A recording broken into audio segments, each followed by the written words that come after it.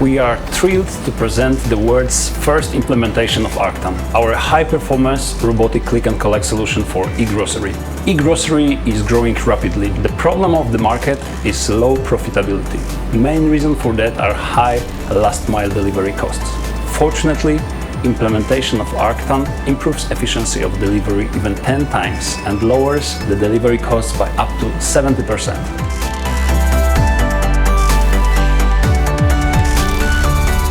Fully automated solution created by Retail Robotics provides users with the most convenient way of collecting the groceries.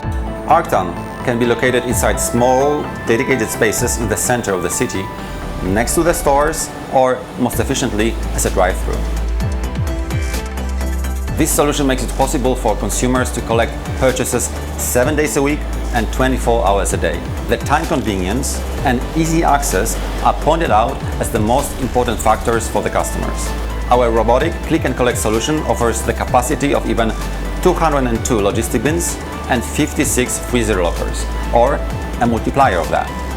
Thus, it can serve up to 300 orders a day with 2-3 replenishments. It is not only the huge optimization of the last mile, but it also means a much lower CO2 emission to the environment. Customers can make a convenient and safe collection of their orders without requiring any human assistance. The collection time of one logistic bin will take less than 30 seconds. Thanks to multiple interfaces, Arctan can serve 2-3 customers at the same time. Our robotic solution is much more effective than traditional locker machines. It offers bigger capacity. This makes couriers much more efficient and allows retailers to lower the cost substantially. Second, Arctan at the same time has a much smaller footprint, which lowers the costs even more and enables faster adoption of the solution. Last but not least, our solution guarantees faster and more swift consumer experience. We offer retailers the most efficient pickup solution on the market, at the same time making the customers' lives easier.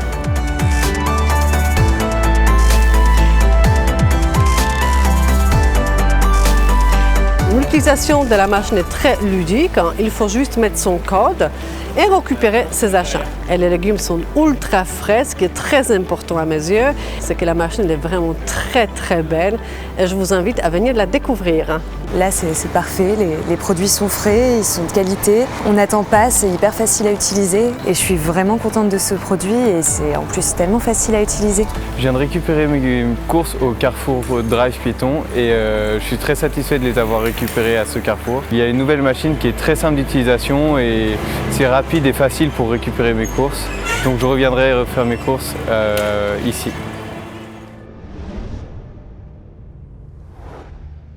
Retail Robotics.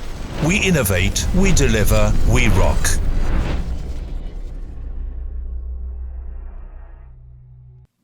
Hello everybody and welcome to this webinar on e-grocery delivery. It's an interactive webinar as always, but first of all, some introductions. I'm Ian Kerr. You may remember me from such podcasts as the Postal Hub podcast and videos like The Last Mile Profits. I'm joined by three very special guests today. I have my co-host from The Last Mile Profits, Marek Różycki. Good afternoon, Marek. Hello Ian, hello everybody.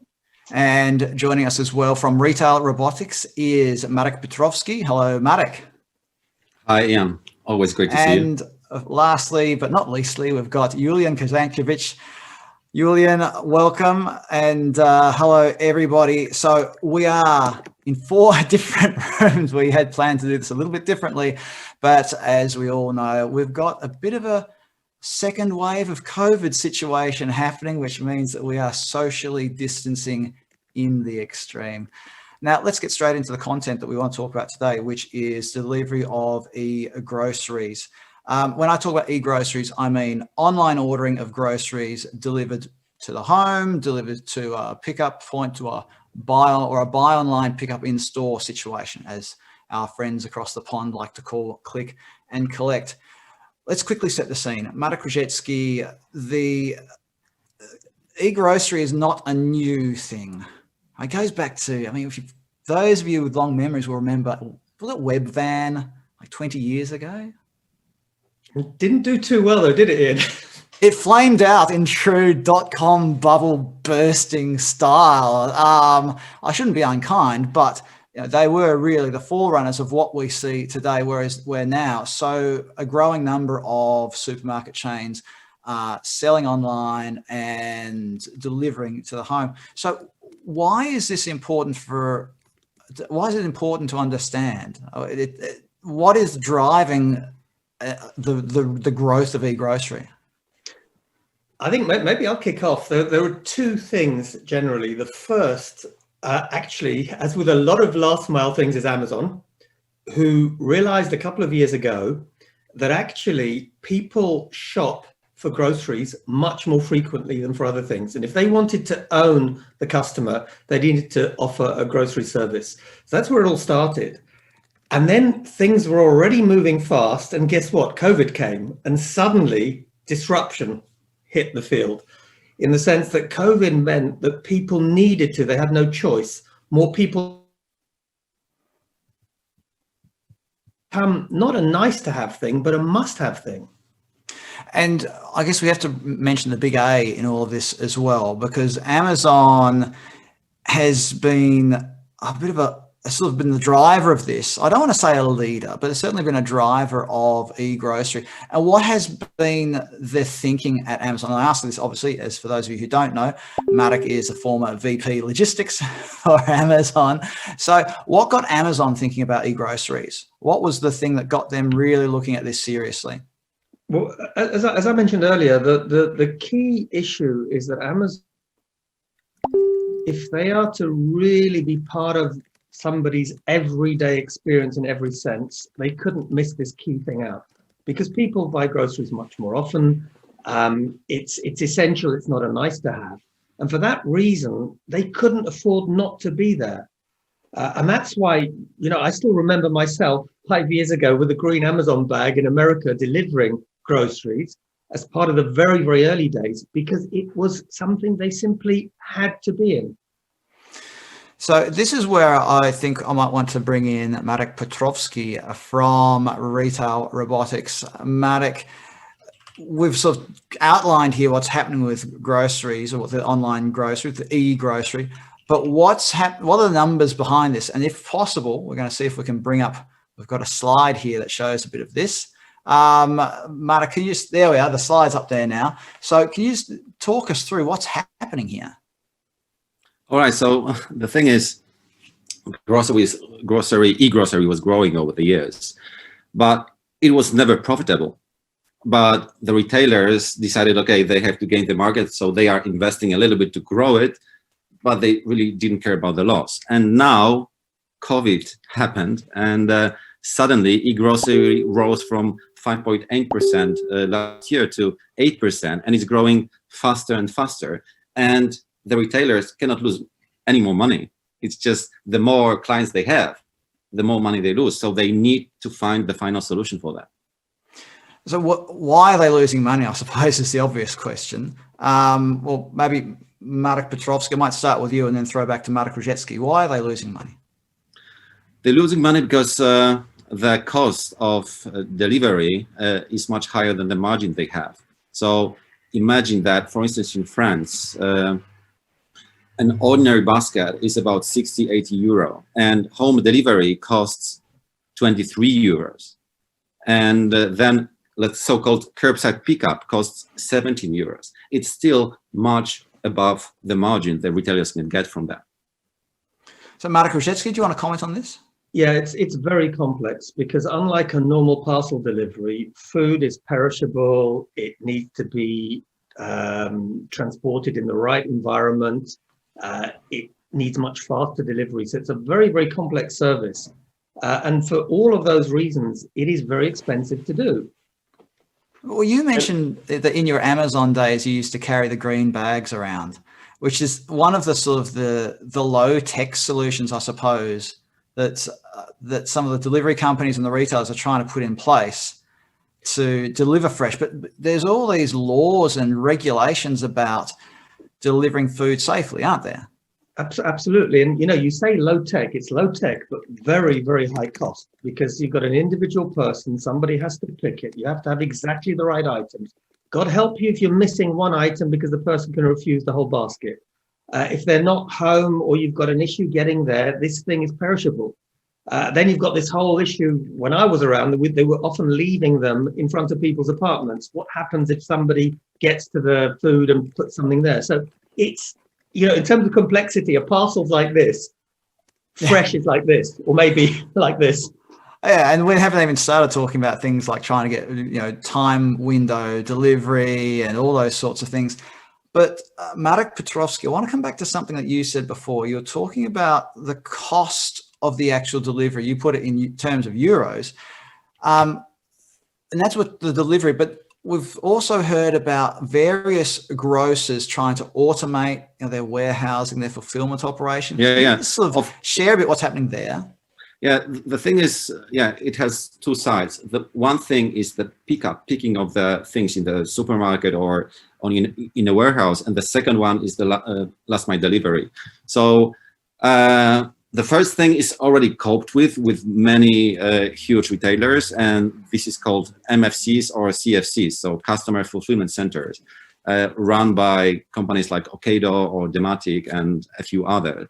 And this is a miracle because it lowers the cost of picking by 70% on the average.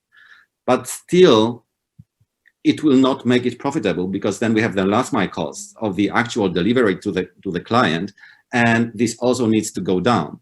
So fortunately, we've been working on the solution, and one more company in Europe, and we introduced robotic solution which lowers this last mile cost by 70% too, and then we have the winner. And well, we're going to get Marek Różycki, go on. We've got to remember that the last mile is the really big cost. It's the one that's complex. It's the one that causes all the issues. So it's, in a way, you could say, I won't say it's easier, but it's easier to deal with the warehouse stuff, fulfillment stuff. It's the last mile that's really tough. And that's why actually there's so very few offerings available today. So Marek Petrovsky, did you want to share something there? Oh, I think we can go to slide number 2 and just to show why it's needed change. So the thing is, in e-grocery, usually one courier can only serve 14 or 30 orders at maximum, because they have to go, ring on the bell, go up, and so on and so on. It's a long-term process. And that's why it's only 14 even in France. And you have to scale it up. So we and some other companies were working on that, how to make it 10 times bigger. So how to serve with one courier 200, 300 orders a day. And this makes the huge difference in costs. And what's really interesting here is that if you take typical parcels, there is a difference, but the difference is more like 3 or 4 times. Here, that it's incredible. If we're talking even anywhere close to 10 times, the efficiency is amazing. Well, yes, of course, just because we're talking about our solution, but just give you to give you the example. We come from a smart locker or parcel locker business. Everyone knows parcel lockers. Everyone knows smart lockers. So the obvious solution, or the obvious choice for many right now, and we see those implementations popping up all around the globe right now, is to introduce the smart lockers, but only chilled or cooled or frozen. But if you imagine a typical grocery order, which is 2, 3, 4, 5, sometimes even 7 bins, and you try to put those into a smart locker, just imagine how huge and how enormous a smart locker would have to be just to fit a very large order into one machine, or several large orders into one machine. That's interesting. I think that's something we're going to talk about later. Yeah, of course. But the question, of course, is how to fit all of those orders into a device. That's where the product and the technology comes into play. Anyway, everyone likes big numbers. What does it mean to make it profitable? So as we were talking with one of our clients, one of the biggest retailers in Europe, they calculated briefly that if they change their 1,000 drives into robotic solutions, they would save up 200 million euros a year, which is quite a number. Wow. This is something, Marek Różycki, I wanted to quickly talk about before we sort of throw ourselves back into the grocery delivery. Sort of pull back a little bit and look at sort of this in-home, out-of-home, and then the different styles of out-home delivery. If we can make this sort of last mile specific for a moment. When we talk about out-of-home delivery for regular parcels, we're often talking about either parcel lockers or a PUDO point, a pickup drop-off point. And that pickup drop-off point might be a third-party operated pickup drop-off point, or it might be a post office or a dedicated parcel shop. In grocery delivery, we've seen a number of retailers really go hard in this buy online, pick up in store, or basically a click and collect model, haven't we? Amazon's trying to do it with its, or is it still doing it with its Amazon Go? Not Amazon Go, it was the other Amazon retailer where it was very smart. You could turn up and the Amazon person would dump the groceries straight in the back of your car. Walmart is doing it. So I guess what I'm trying to say here is there's a number of ways to approach this problem of finding the right last mile delivery solution. Yeah. But I think, Ian, the really important thing is, and Marek mentioned one of them, because I think there are two things. One is the cost of doing it, because people are bleeding. There needs to be a solution that's going to reduce the cost. But the other is capacity. And humans can only do a certain number of things. And you get this saying, too many chefs spoil the broth. You have too many people, it actually is counterproductive. And that's where machines come into play. So, I reckon, Ian, this is actually a lot more complex, if you like, than the parcel issue. And that's why there's so few solutions. If you look around the world, there are probably a handful of robotic solutions worldwide. You've got a few that look, I'm looking forward to Julian's comments later, because I know some of them look like robotic solutions, but actually behind the screen, they're not really. I also want to throw in capacity here, because capacity is something we've talked about a lot in regular parcel delivery, but I can see that capacity has definitely been an issue in grocery delivery during COVID. And other Marek and Julian, I might throw you in a second. Capacity of the network? Yeah, capacity of the network. And they've quickly run out of delivery slots and things like that. And the grocers have not been able to deliver all of the orders on time. So I think that capacity is actually the main point, because even if we talk about those different solutions and we talk about home delivery, and we of course we focus on the cost of home delivery, which is, as we mentioned, it's very big. But something that we didn't mention is that I remember reading an article during the first wave of COVID, and it didn't really change much except for the fact that we have the second wave, that there was a moment when Instacart, which is right now trying to do an IPO with a $30 billion valuation, by the way, they were looking to hire 300,000 people just to make the deliveries. So the issue is not only the technology itself, but also there's only so many people that you can hire, to put it frankly. The simple limitation is how efficient can you be with hiring manpower, and there are limits to that. Very obvious reason, very obvious limits, of course. And I think that's spot on. And, when you go deeper, and we'll talk about some of these things, there's a lot of other things that range for that, because all these people driving around, there are a lot of other issues relating to that, assuming you can find them. Of course. Right. Well, assuming we can find them, there's probably something we should throw in again later on in this discussion, is this, being able to access the resources and the cost of acquisition when it comes to acquiring a new hire, because there's a zero cost in onboarding new employees. Now, I think it was Marek Petrovsky, you mentioned about savings in converting curbside pickup. I think we've got slide number 3. Have we seen slide number 3 yet? We quickly throw that up there. Slide number 3. Slide number 4. Or are we up to number 4, are we? Yes, sorry. So slide number 4. This is your opportunity, Marek, to explain exactly what you mean by this. So how is it that you can really get this 70% higher profitability, because it's quite a big figure? Yeah, like one thing, of course, it's the manpower. So if one courier can save 10, 15, 20 times more than usually, then you get the savings. It's as simple. Of course, it has other advantages, but this is like the basic one. So we're going to get to emissions later on, but just tell us a little bit about how, because you mentioned in the previous slide, what was the figure in the previous slide? One courier for home delivery can do 14 to 30 orders a day versus with the robot, one courier doing 200 to 300 orders a day. So is that one of the key drivers for getting this 70% higher profitability? Yes, exactly. That's it. All right. That's one actually. But I would also mention the second one, because as you know, the curbside pickup, as you called it before, it's gaining on scale, it's gaining on importance. But even when we speak with the retailers, if you do curbside pickup, you need to hire people in store that just serve the curbside pickup. So then you end up, I personally have seen the locations where you have around 10 to 15 people serving only curbside pickup. So additional people in the store that would be taking the bags and the orders outside and delivering them to people's cars. So that's another thing. But Julian, are they doing the picking and packing in store as well? Because this all does relate to the ultimate delivery. Are these the staff picking and packing in store and then preparing the orders to be handed over to the customer via click and collect? It's not being done centrally, I mean.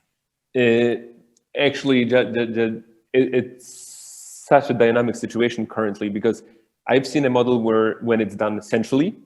I've seen a model when it's done in a manual way. I've seen a model when it's done centrally in an automated way, CFCs. I've seen a model when it's done locally, manually. I've seen a model when it's done locally in an automated way, MFCs. And then when it's done in a manual way, I've seen the model when there were people that would be only picking, and then there would be other group of people doing only the handover of the deliveries. And then I've seen the models when they mix, and depending on the shift, depending on the time of the day, they would do different tasks. So actually, the situation is extremely dynamic. That's what I'm trying to say. And every retailer that we've approached and we discussed those issues with, they're finding for a way. And the greatest answer would be that it has to be a hybrid. But everyone looks for what this hybrid would mean. But basically everyone already knows that the number of people involved needs to be limited and kept under control, because otherwise you never get the profitability, you never get the let's say financial effect that you're looking for. But I think if you like, it's like with the locker situation. You've effectively got three options. You've got a little bit like with parcels, PUDOs and lockers, you've got the manual version, which is where you've got people preparing it and handing it out, which is a lot more expensive still. And then you've got the creme de la creme version, which is the machine. The problem we face today is there are very few people who have that technology to offer the machine. But that's effectively, am I right, Julian? That will be the three choices that are available. Yes, you're right. I mean, of course, and as you mentioned, we're fortunate enough because you know that, of course, because we've spoken before. But for last 12 or 13 years, we've been involved in parcel locker and smart lockers businesses. And already 5 years ago, we started looking at grocery business because we expected it to grow. So we started developing solutions, and we actually had already some pilots and some implementations in our pipeline at the very end of last year, and then COVID came. So we were in this very fortunate situation when already we're one of the few companies that actually have a solution in place, a pilot in place with a very good and very, let's say, prospective retailer in France. But there are not that many companies that are in a position where we are at right now. So if I could sort of tie up this bit of the conversation, Marek Różycki, one of the things that you and I have talked about many times over the last couple of years is that you can use PUDOs as a way to trial out-of-home delivery with a view to installing parcel lockers. Because we were talking about in the old e-commerce world where e-commerce growth was in single or double digits, not this current COVID world where, you know, e-commerce growth is a little bit bananas. So in terms of getting, if a retailer or a supermarket is looking towards an automated parcel locker type solution or a parcel robot solution, can a buy online, pick up in store, or a click and collect option be seen as a stepping stone towards that? Or are we at the point where the volumes are so great, there's no point trialing things, you just have to make a decision?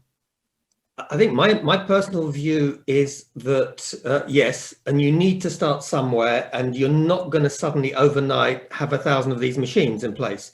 So they work together. The people can start getting used to the concept with a manned point, like they did with Pudos, and then the machines come in where the capacity is needed, and you slowly start. That's how I would imagine it working. Because, let's be honest, this is very new technology. You need to roll it out. I don't know, Marek, Julian, have you got a different view? Well, we do it. We do 1,000 overnight, of course. I mean, come on.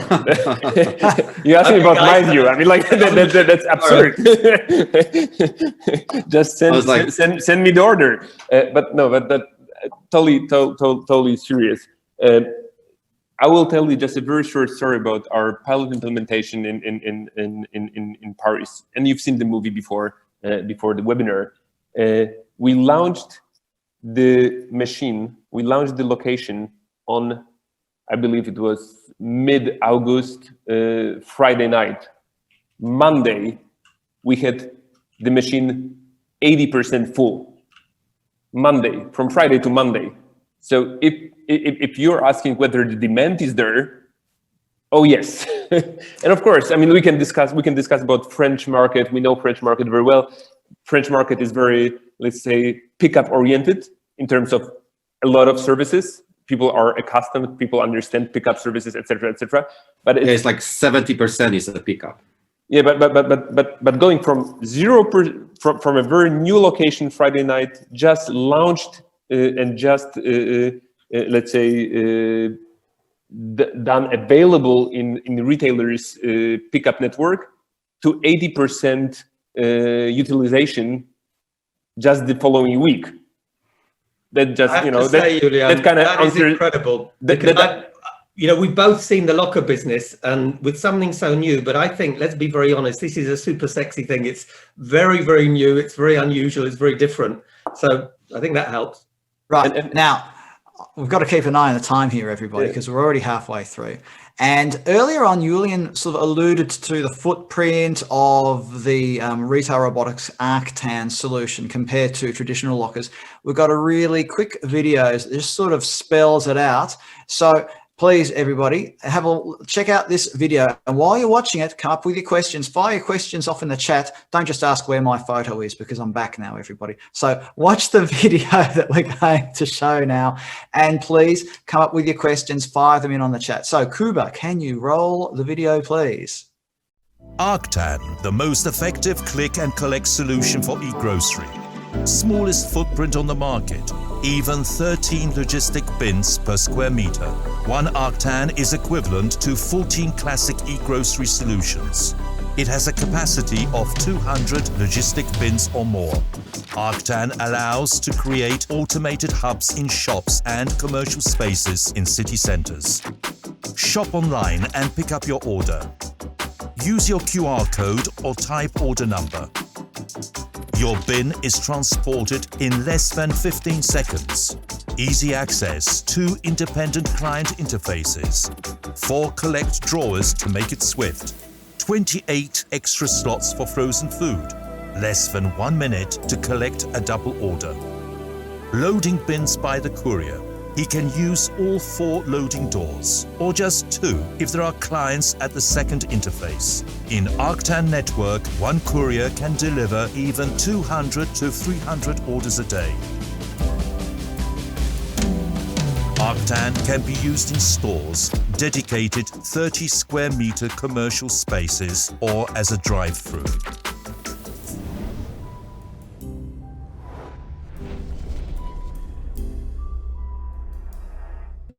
So there's the video, and perhaps we might bring up slide number 5 now while we have a quick discussion about the idea of footprint, because some of you might know I come from a post-office background. I'm very concerned about how much things cost per square meter.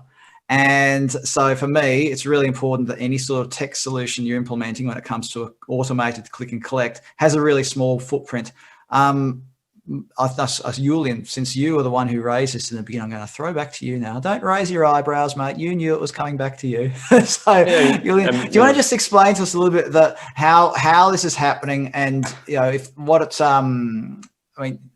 the clue is in the Retail Robotics. It's a robotic solution rather than a traditional parcel locker. Yeah. I could just watch this video over and over. That's what I wanted to say. But anyway, so basically, when we, as I mentioned, the first time we started looking into grocery business was already several years ago, and the first thing we've done was starting talking with the retailers that were already involved in the e-grocery business, because of course, a very obvious first thought was, okay, so we manufacture parcel lockers. Let's make them chilled or cooled or frozen, and that would be a very obvious direction to go. We actually manufactured a first production series of such solutions, but we very quickly we've seen that they don't match the purpose because of the footprint, because of a lot of reasons. So what we've done, we started talking with the retailers, and we started collecting what are the important factors for the solution to actually fit the market. One, footprint. Everyone who is in retail knows that every square meter has to be very efficiently used. The second one would be a possibility of having simultaneous pickup. Sorry? Simultaneous pickup and exactly. Possibility of having more than one customer using the machine at one time. The third one would be if we're talking about large cities, and of course those solutions, they work perfectly well in densely populated urban areas. They have to be able to be installed indoors, because of course there are very big limitations in terms of gaining the outdoor space in the densely populated areas, such as Paris, our favorite playground, let's say, at the moment. So we put those, and it's, of course it has to be quick. It has to be possible to be loaded simultaneously to the pickup. So we can think of a situation when there is a courier loading the machine and the client picking up the order. So we got all of those things together, and that's kind of how we came out with the solution. But of course, as you mentioned, just to, let's say, draw a loop, footprint was very important, because if you think of one pickup location that should serve, let's say, give or take 100 orders a day, and each order, if we're talking about urban areas, each order is usually 2 to 4 bins. If you want to build up we call it standard or conventional solution with the door type locker, you would have to have a solution that is 50 meters long, and it's impossible to just build up a location like that. So we kind of... Yeah, I think it's on the slide number 6, which we can show.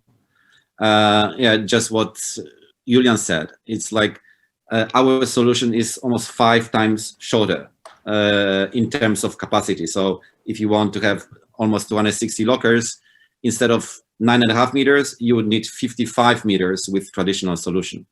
If I can jump into the discussion as well, the other thing is with the robot, it serves itself. With one of these 50-meter lockers, people have to go all along the 50 meters and put the parcels or the food packets or whatever we want to call them in. So, and they are heavy. I mean, because we have to remember that they can be up to 18 kilos or up to 20 kilos in Europe by law. So if you imagine a courier that would be loading, 100 baskets, each 10 kilos, you would not find people to work actually one more time to do this type of job. Well, Julian, as you remember probably, when I was at Amazon, I spent a couple of days doing it. So trust me, I know just how heavy they are. Okay, I would like to just add one thing. If we can come back to the slide number 5, it's the thing that why this robotic solution is so efficient. It's because we can use the height and the depth. So thanks to that, we can put much more bins on the same space. And now, with traditional solutions, it cannot go higher than 1.40 meters or 60, and even then it's so hard to pick it up. Correct. Now, we've had a couple of questions come in, which are kind of relevant to what we're talking about now, because to this point, in my mind, we've been talking about these click and collect solutions for supermarkets, whereas a lot of retailers are looking at ways to drive foot traffic to their business by tying up with parcel lockers or Pudos. Well, the questions come in from Wojtek. Does it make sense to install one of these in a stationary store? So where you might be selling, pens, newspapers, whatever, does it make sense to store them there? I mean, what do you think? Can a grocery locker or grocery robot, I beg your pardon, go in with a third-party retailer?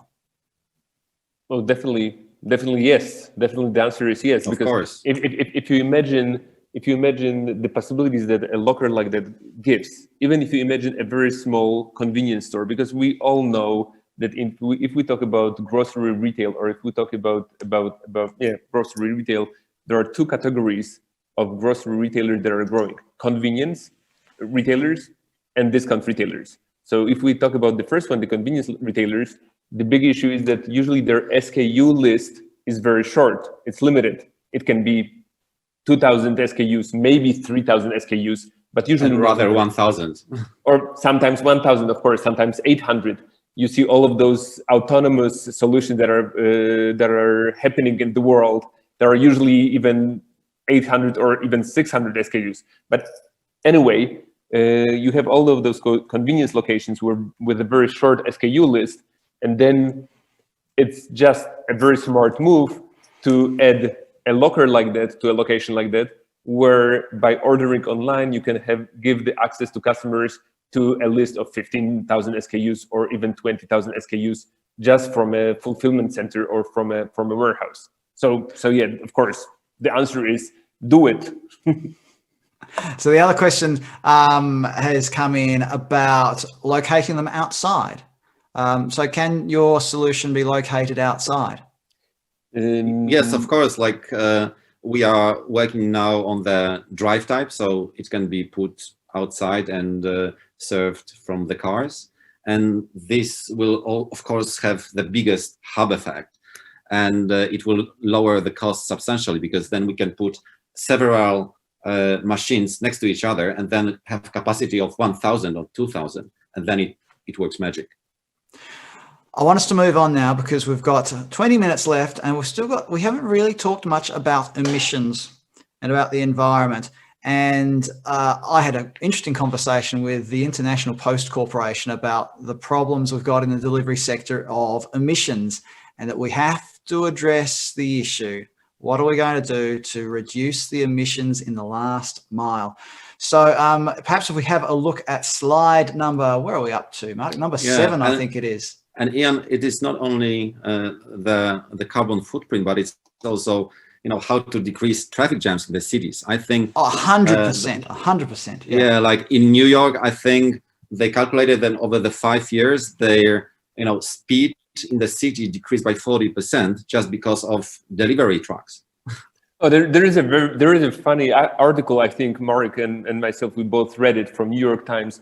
They calculated what is the amount of penalties and the tickets that are given to delivery couriers every month and every year in New York City, and it's like millions of dollars because they park everywhere, they obstruct the city. It's just incredible. It's seen as a cost of business for the likes of UPS and FedEx. It's just a cost of business. Interestingly, I don't think the US Postal Service pays parking tickets, but that's another discussion altogether. So reducing the congestion, reducing emissions. Marek, do you want to just talk us through really quickly, Marek Petrovsky, with a slide which slide's just disappeared. Yeah. Put it back up in a second.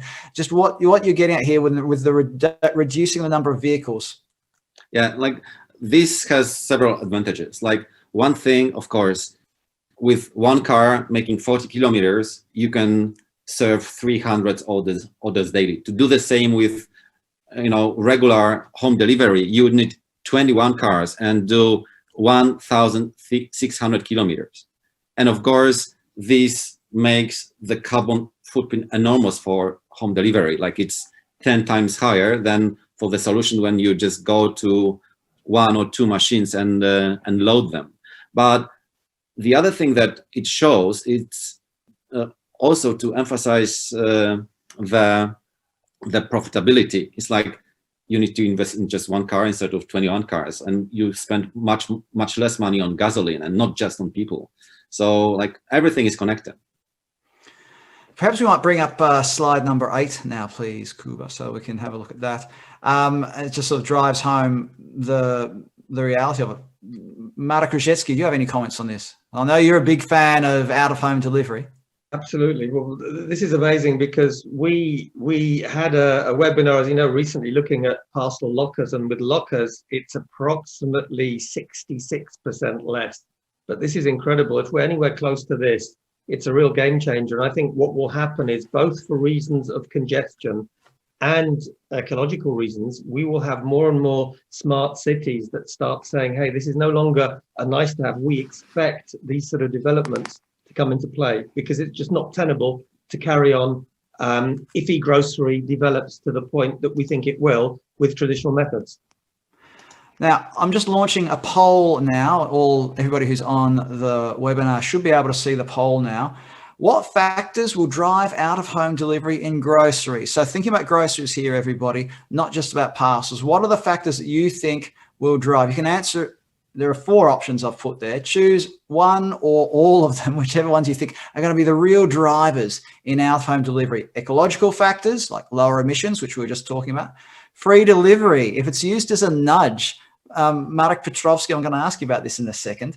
Fast delivery, if we say you'll get your deliveries faster if you choose it to out-of-home, or contactless delivery. Marek Petrovsky, really quickly, while we're just getting last answers in. Free delivery, we talked before about the costs of delivery. Could retailers offer free delivery exclusively via, say, a robotic pick up and click and collect option? Yeah, like I think that's a goal, because now as there is home delivery, and retailers mostly pay for that and consumers just a little bit. And of course, if the cost goes 5 times down or 4 times down, then they can just give it for free. And of course, this will grow e-grocery even more. So we often speak about unleashing e-grocery, because when you get the cost down, when you increase the capacity of the network, then e-grocery won't rise from 5 to 8%. It will rise from 5 to 20%. Of course, not in 1 year. And if I can just add to that, it's not just the pure free, but when you have subscriptions, it's a classic thing to have with a subscription model. So, it's going to become a self-fulfilling prophecy. Yeah, well, interestingly enough, I'll go on, Marek, please. Just one thing about also these questions that you put is that, especially when we set up our machine in Paris at Tombissois, and we ask quite a lot of questions to the consumers, like what they like, what they don't like, and they especially underline this eco factor. Like, this is really important for people, especially in big cities. And I was lately listening to one of the webinars of another company from Europe that is also concentrating on robots. It's that this robotic solution is the only solution that is sustainable. There is no other on the market now. Well, I think if I click share results, probably you can all see the results there. So interesting enough, most people think free delivery is what drives out of home, but otherwise it's fairly evenly spread with what people think that what factors will drive. Of course, contactless delivery is especially important now with COVID situation, but let's hope it will all change soon. But you know what, Ian, I think, and everyone, I think this is typical, because what we've seen with parcel lockers is one of the ways, because often people say, what makes a machine like this work? The first thing is the e-commerce, or in this case, the grocer, has to point the signal, go here. So that's either free delivery or lowest cost delivery. And that's what happened with lockers. And a lot of people who say, oh, people don't like lockers, it's because no one had the right approach to it. You've got to make them attractive first so people test them. Secondly, you need proximity. Because even with this machine, if the machine is, people might love it, but if it's 50 kilometers away, with all respect, it isn't going to fly. So I think those are the two things that need to be worked on now. I don't know what you guys think. So could not agree more. I mean, basically, when we think about cities like Paris, we think that it should be just covered with 500 of those in order for every person living in Paris to be able to approach a machine within 150, 200, maybe 250 meters from the place where they live. And that's the real convenience and the real proximity that we should be striving for. And if we think about, long-term future, especially large cities, they should be just covered in networks like that. The same situation that is happening with the convenience sector, but just a different, let's say, length of the shelf, to put it in those words. Just really quickly, one more thing to the survey, and that, like, most of the people answer that free delivery is the most important. So there was a big research company that did research with these curbside pickups, drive pitons in Paris. And they discovered that for most of the people answered that convenience is the most important, not the cost. It's just they want to, get the groceries when they can get it, and they want to have it almost 24/7. And that's not possible with human operated pickups. Now, I want to quickly go to one of the questions that's been asked in the chat. It says, on this and on things like convenience and density of lockers, are you thinking of doing this robot as a drive-through version? So, of course is the answer. So there you go. Of course. Now, there's one more piece around all of this I want to cover, and hopefully we'll get to a few more of the questions before we have to wrap up, which is about customer preferences. And that's sort of what we've led into here with this discussion, and why people prefer pickup to home delivery, which sounds counterintuitive. But Marek, Różycki, really quickly, parcel lockers versus home delivery. We shared some research from InPost earlier this year. Do you want to just quickly summarize that? Absolutely. Well, for the first time in history in Poland, consumers actually selected lockers as their preferred choice versus to-door delivery. And there's a lot of reasons behind it. Amongst others, Poland is one of the very few places in Europe where the network has been properly developed. It's got the right density and the right application, the consumer app to make it work. So watch this space. I think, the naysayers should look not at lockers where they've been badly implemented, but where they've been well implemented. And I think it's going to be exactly the same with robots. For me, the writing's on the wall. So perhaps we can bring up slide number 9, and I might start with you, Marek Petrovsky, about some of the, I know this sounds a little bit obvious, but some of the advantages of the robotic pickup option over a home delivery option, whether it's availability or whatever. Could you just quickly give us some factors behind this 90%? Yeah. We just did a quick survey about the customers of the first robotic solution. And yes, like most of them were really happy with that. And first of all, it's that it's just around the corner for them. So it's availability. That is going to be open almost 24/7. Like, of course, it depends on the retailer. And then, of course, as they were told the story, they definitely love this eco factor. And for French, it's also important that when you get your groceries, you get them chilled. So you get chilled wine, which is quite a nice addition. And one more thing, because a lot of time we've spoken about the convenience. We've spoken about, from one hand, the convenience of a pickup, from the other hand, the convenience of a home delivery, and as well, or in parallel with the free delivery. So, for example, there is one retailer where we discuss actually a very interesting model, where there would be a let's say kind of a hub type delivery to Arctans for the last mile, and then there would be a special option with kind of like a gig economy solution for a delivery from Arctan to your doorsteps. So basically, and it still let's say improves the model dramatically. Because it combines the hub effect of Arctan that we can provide, and then the human-powered delivery. It's only the last mile, or last 100 feet, or last 100 meters, as it is called. And still, you need much less people. you increase the efficiency by far. And this is and the delivery to Arctan would be for free, and the delivery to the doorsteps with this extra additional service would be at an extra cost.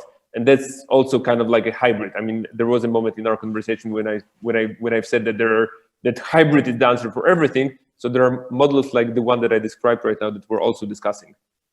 Now, for those grocers or the supermarkets who are listening to all of this, are saying this is great. And let's talk about the bottom line. What kind of research have you guys, or information have you guys got on things like basket values and growth of e-grocery when it's linked to using this technology? You mean what's the minimum basket value, or what? For example, yeah. Oh, it's so extremely different market to market. So what I can tell you is that what we are doing right now is that we're evaluating quite a large number of markets, because of course, easy to say, if you look at the e-grocery business worldwide, there are top 5 markets being China, United States, Japan, France, and UK. These are top 5.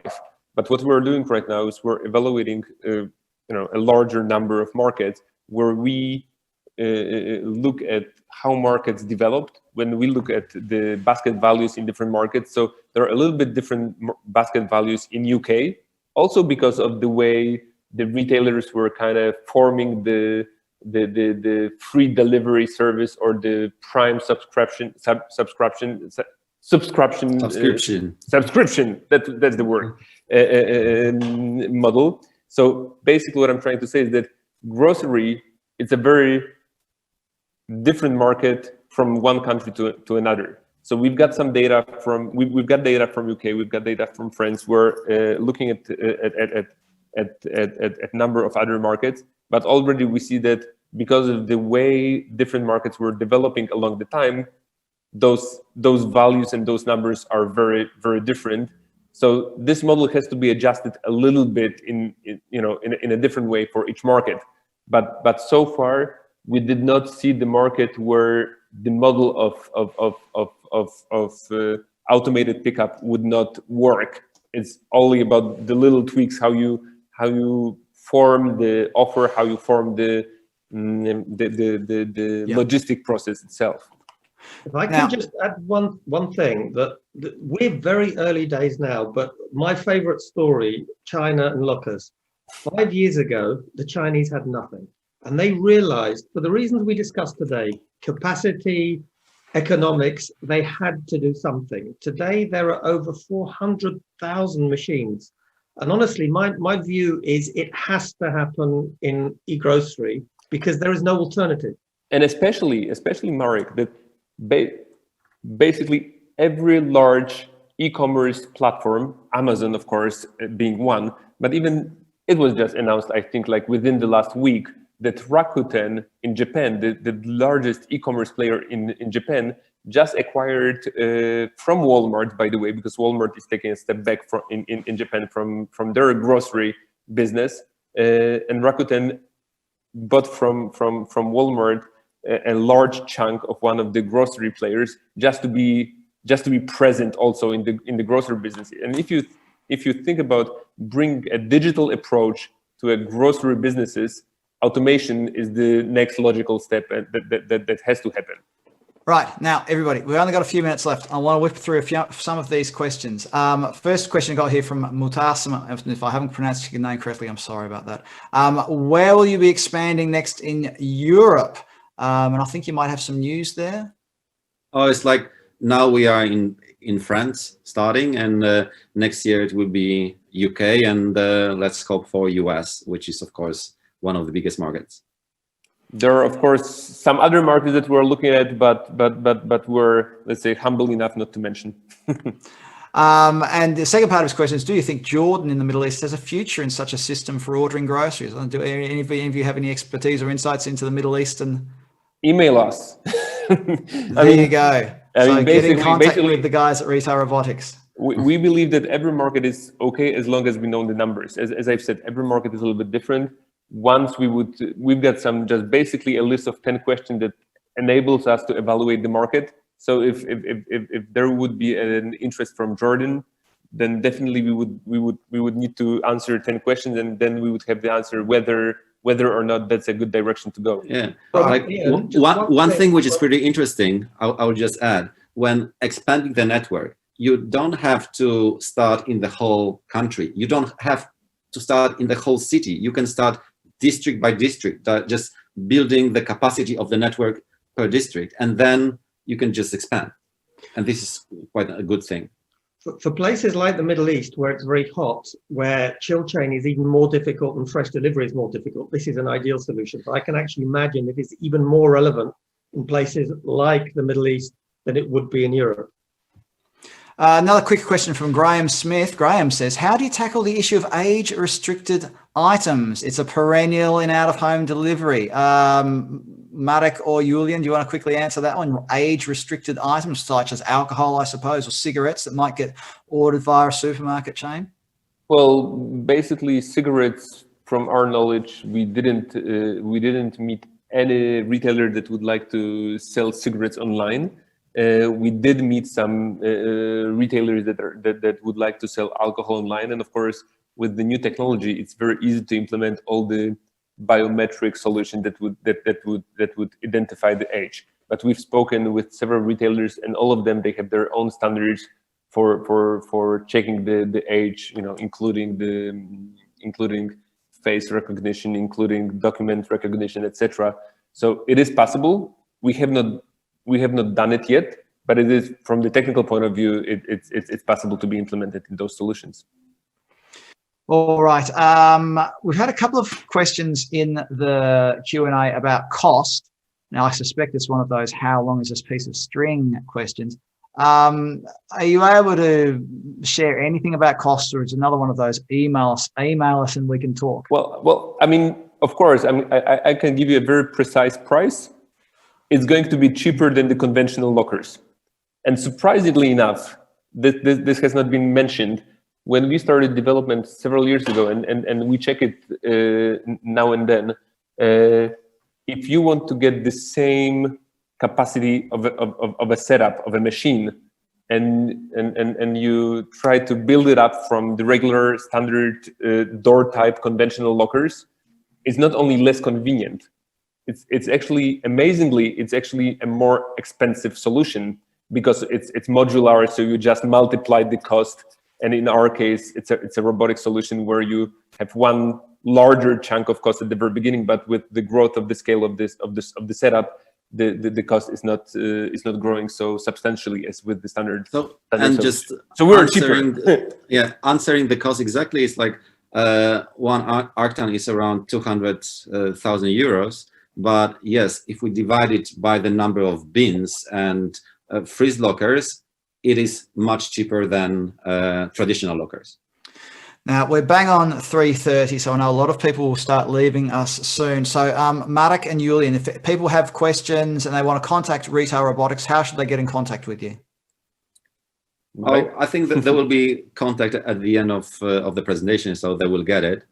And we are also linked to our LinkedIn profile, so just feel free to write to us. And at the end, I would just like to add one thing, because I saw it in the questions, like why people do not prefer home delivery. And this is very nice, especially in the COVID times, because people hate quarantine. They hate to be forced to stay at home and with the COVID. And the same is with home delivery. When they order for home delivery, they have a quarantine for 4 hours. They have to wait for the courier. And they just don't like it at all. And that's one of the main reasons they prefer pickup. Right, well, it is now, we've just gone past 3:30. So I might start with you, Julian. Do you have any final comments before we wrap up? Well, the final comment would be that I remember it was the 26th or the 29th of January that a large report from World Economic Forum was published regarding the future of last mile. And the very final thought of the report was pickup points and hubs and automated pickup points are the answer for the future for the cities, but not only cities, just for solving the problem of the last mile. So no matter if it's Retail Robotics or any other player, we have to go towards the hubs and we have to go towards the automated pickup solutions because there is no other way, basically. That would be my final thought. Marek Petrovsky? I'd like to say that, of course, profitability is the main factor to get into robotics. Because if you lose money, like first thing you have to think about is how not to lose money. But the sustainability is something that we really love. And just being greener than all the other options on the market is very important for us, and that's what it is. And in Europe, there is a direction for cities to lock zones in the city and just to leave them for pedestrians, like no cars. So we can imagine our machine in the middle of such a zone, with one courier just delivering all the shopping for the whole quarter. And this is an amazing future too. Marek Różycki, do you want to have the last word on the last mile this time? Last word. There are three priorities, I believe, for retailers: capacity, capacity, and capacity. You need technology like this to create that capacity. And there you go. And as this is the last mile profits and retail robotics, I just want to quickly sign off by saying drones are stupid. Right, don't think that you're going to get your groceries delivered by drone, because you won't. Imagine, here, the drone comes in with your carton of eggs. That sounds great. Oh, anyway, so drone delivery might not be in the future, but robots, I think, are not just part of the future, they're part of the present.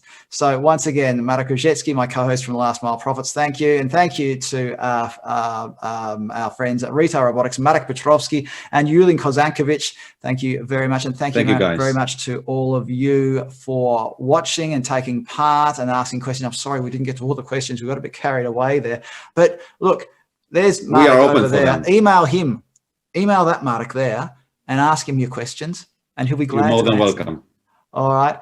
So thank you all. And we look forward to seeing you on the next webinar or whatever it is that we might be running. Thank you, everyone, and enjoy the rest of your day. Stay safe. Thank you so much, everyone. Stay safe.